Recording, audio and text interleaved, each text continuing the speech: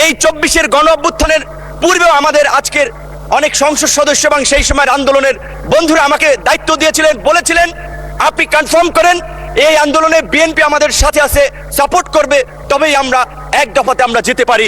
তারই ধারাবাহিকতায় আমি মোহাম্মদ নুরুল হক, আপনার সময় 8 মিনিট। ধন্যবাদ আপনাকে।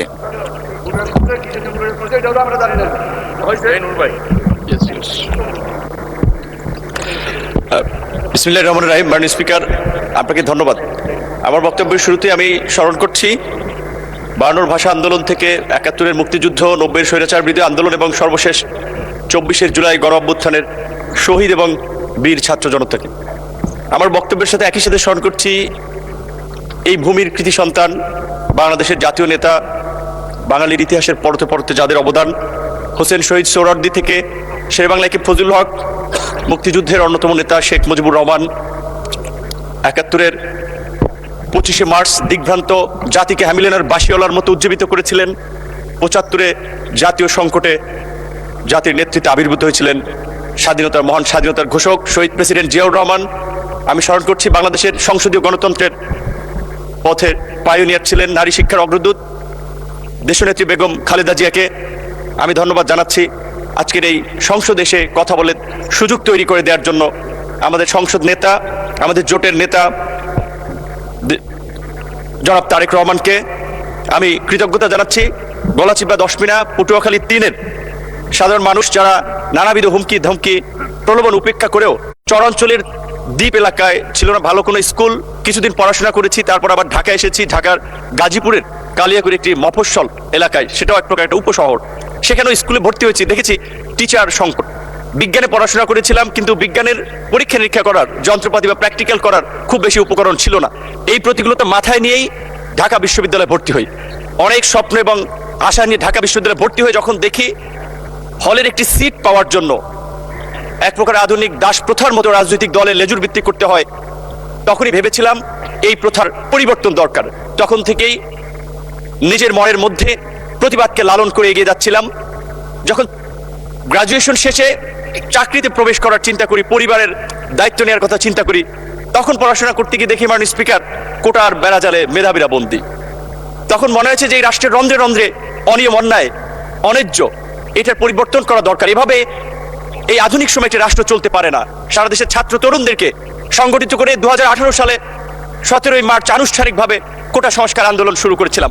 এবং আপনি জানেন সেই আন্দোলন করতে গিয়ে আমাদের স্পিরিটের জায়গা, শহীদ মিনারের মতো জায়গায় কিভাবে শিক্ষার্থীদেরকে কুকুরের মতো পেটানো হয়েছিল ঢাকা বিশ্ববিদ্যালয়ের লাইব্রেরির সামনে। আমি নিজে সে সময় অমানবিকভাবে আক্রান্ত হয়েছিলাম।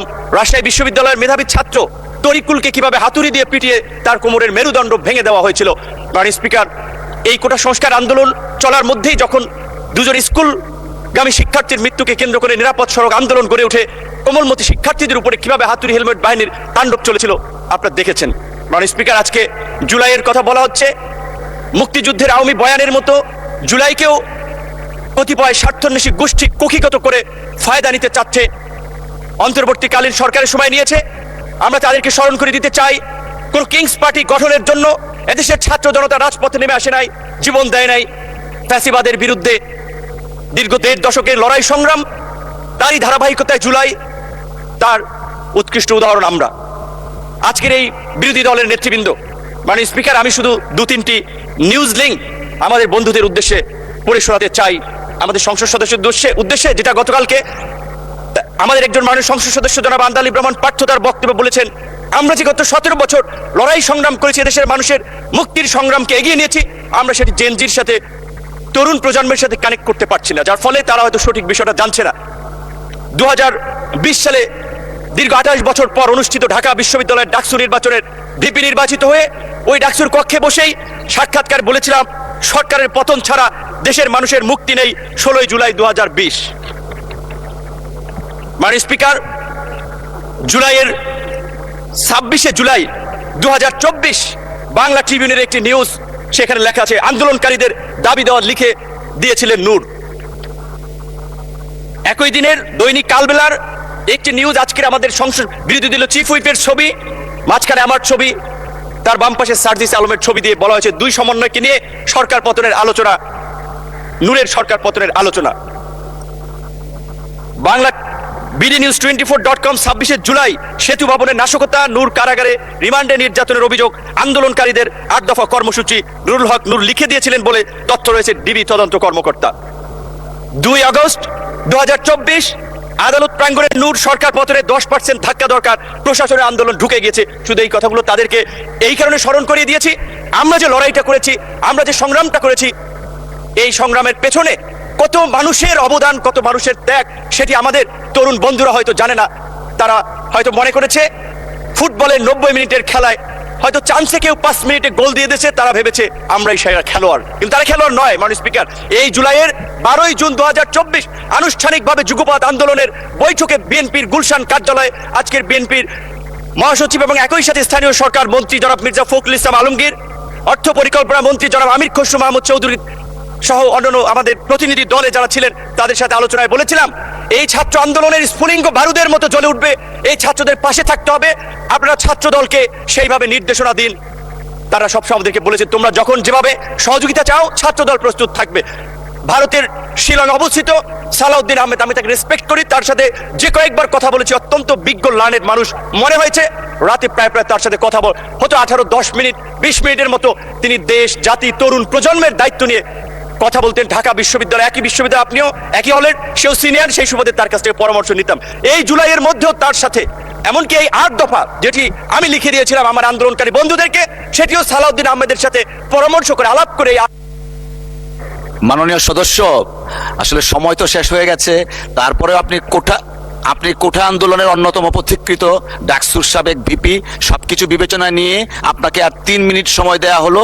দয়া করে 3 মিনিটের মধ্যে আপনার বক্তব্য শেষ করবেন। ধন্যবাদ আপনাকে। মাননীয় স্পিকার, যদি একটু বাড়িয়ে দেন, এটা হচ্ছে আমার প্রথম একটা বক্তব্য এবং ঐতিহাসিক এই সংসদে এই সময়ে কিছু কথা বলা দরকার, যেই অব্যক্ত কথা অনেকেই জানে। ঠিক আছে 5 মিনিট, সর্বমোট 5 মিনিট দেয়া হলো। 5 মিনিট। মাননীয় স্পিকার, আপনি জানেন আজকের সংসদ নেতা বিএনপির চেয়ারম্যান জনাব তারেক রহমানকে 111-এর বিরাজনীতিকরণ প্রক্রিয়ার অংশ হিসেবে দেশটাকে বাধ্য করেছিল, কিন্তু সুদূর প্রবাসে নির্বাসিত থেকেও তিনি দেশের সাথে, দেশের নেতা কর্মীদের সাথেই শুধু ছিলেন না, অপর রাজনৈতিক দলের সাথেও সম্পৃক্ত ছিলেন। যেই কারণেই 2022 সালের 30 ডিসেম্বর আনুষ্ঠানিকভাবে 31টি দলকে নিয়ে সরকার ও শাসন ব্যবস্থা পরিবর্তনের 1 দফার যুগপৎ আন্দোলন সূচনা করেছিলেন। এবং আজকের আমাদের বন্ধুরা যে সংস্কারের কথা বলছে, সেই সংস্কার 2022 সালে 31 দফা রাষ্ট্র সংস্কারের 2023 রাষ্ট্র সংস্কারের সেই রূপরেখা দিয়েই আমরা আন্দোলন করেছিলাম। এমনকি এই 24-এর গণ অভ্যুত্থানের পূর্বেও আমাদের আজকের অনেক সংসদ সদস্য এবং সেই সময়ের আন্দোলনের বন্ধুরা আমাকে দায়িত্ব দিয়েছিলেন, বলেছিলেন আপনি কনফার্ম করেন এই আন্দোলনে বিএনপি আমাদের সাথে আছে, সাপোর্ট করবে, তবেই আমরা 1 দফাতে আমরা যেতে পারি।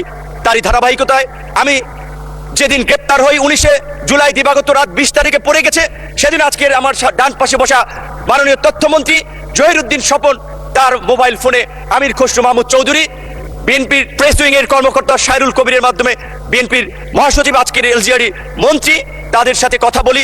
হেফাজতের নেতা থেকে শুরু করে অন্যান্য রাজনৈতিক দলের নেতৃবৃন্দের সাথে যোগাযোগ করেছিলাম। কিন্তু আমি স্পষ্টভাবেই বলবো, আমি জামাত ইসলামের বিগত দিনের কন্ট্রিবিউশনকে অ্যাকনলেজ করি, কিন্তু আমার সাথে আনুষ্ঠানিকভাবে আন্দোলন সংগ্রামের বিষয়ে আমি এই যে ক্রাইসিস মোমেন্টে এত ছাত্র আন্দোলন লিড করেছি, জামাতের শিবিরের কারোর সাথে আমার কখনো আন্দোলন সংগ্রাম নিয়ে আলাপ আলোচনা নেই। তাদের পরামর্শ আমি কখনো আমার সাথে সুযোগ হয় নাই কিংবা গ্রহণ করি নাই, তাদের আন্দোলনকে আমি রেকগনাইজ করি। কিন্তু আমি শুধু এইটুকু বলছি যে আজকে যখন জুলাই নিয়ে কথা হয়, জুলাই নিয়ে বিকৃত তথ্য উপস্থাপন করা হয়, গতকালকে এবং তার আগের দিনও আমাদের একজন সংসদ সদস্য এবং এই সরকারের প্রতিমন্ত্রী জুনায়েদ সাকি বলেছিলেন যে জুলাই সনদে পরিষ্কারভাবে বলা ছিল যে এই বিষয়গুলোতে আমরা একমতে পৌঁছাতে পারছি না, রাজনৈতিক দলসমূহ সেগুলো জনগণের কাছে নিয়ে যাবে, জনগণ যার পক্ষে ম্যান্ডেট দিবে তারা তাদের মতো করে করবে। তো আজকে জুলাই সনদ যে ইস্যুতে বিএনপির দ্বিমত ছিল, নোট অফ ডিসেন্ট ছিল, সেটা বিএনপি বাস্তবায়ন করবে, এটাই স্বাভাবিক। কিন্তু এটাকে মিথ্যা, সত্যের সাথে মিথ্যাকে জড়িয়ে আমি মনে করি এই অপপ্রচার অন্তত আমাদের বিরোধী দলের বন্ধুদের করা উচিত নয়।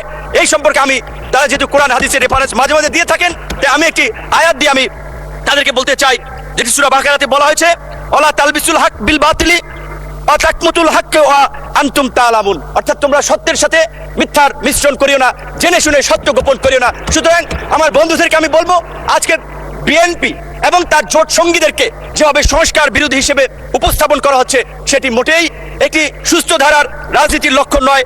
আজকে আমরা রাজনীতিতে গুণগত পরিবর্তনের কথা বলি, ইতিবাচক পরিবর্তনের কথা বলি।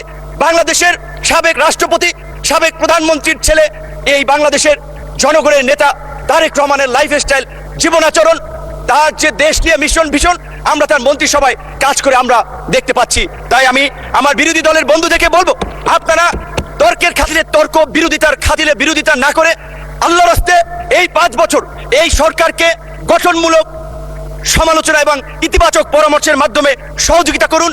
ইনশাল্লাহ আমরা তারেক রহমানের নেতৃত্বে আগামী 5 বছর এই দেশকে একটি অনন্য উচ্চতায় এগিয়ে নিয়ে যাব।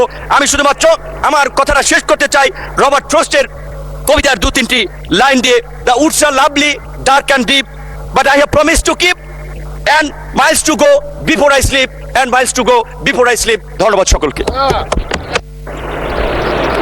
অসংখ্য ধন্যবাদ মাননীয় সদস্য। আলোচনায় অংশগ্রহণ